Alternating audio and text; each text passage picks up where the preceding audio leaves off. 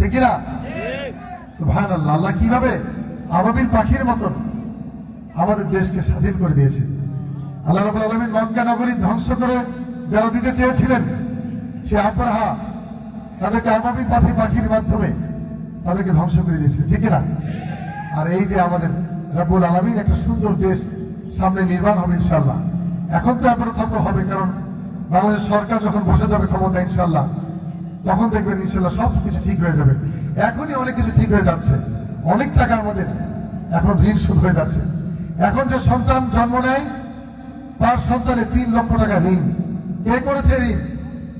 এই ঋণ কে করে দিয়েছে? স্বৈরাচার সরকার। এখন সে পালিয়েছে।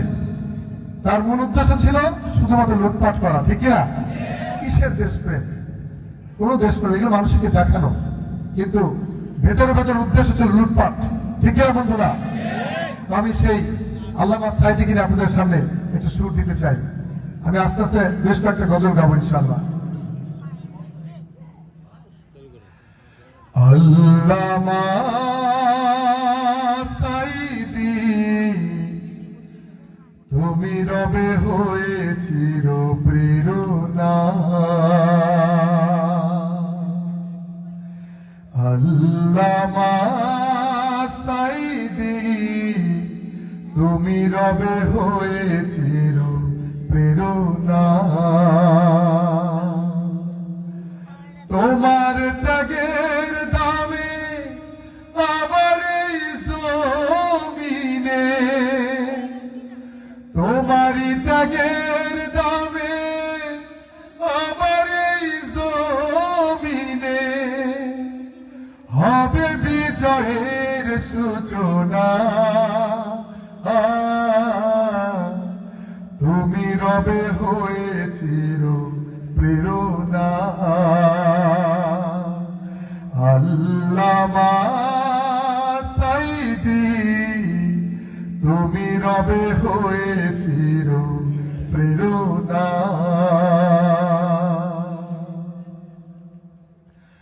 ওগো আলোর সাকি, যেদিনের আলো তুমি জ্বালালে,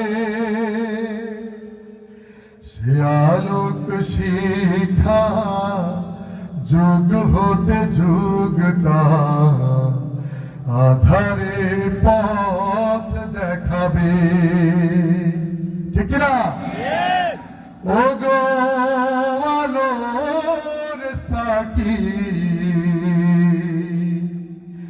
যেদিনের আলো তুমি জ্বালালে, সে আলোক শিখা যুগ হতে যুগ তা আধারে পথ দেখাবে।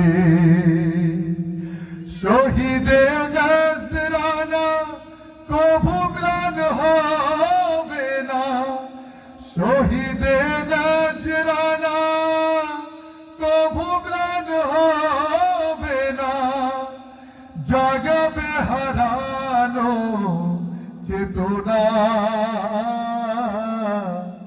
তুমি রবে হয়ে চির প্রেরণা,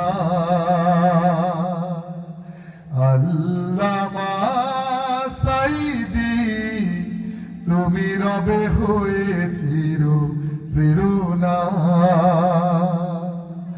তোমারই ত্যাগের দামে আমার এই জমিনে, তোমারই ত্যাগের দামে আমার এই জমিনে হবে বিজয়ের সূচনা।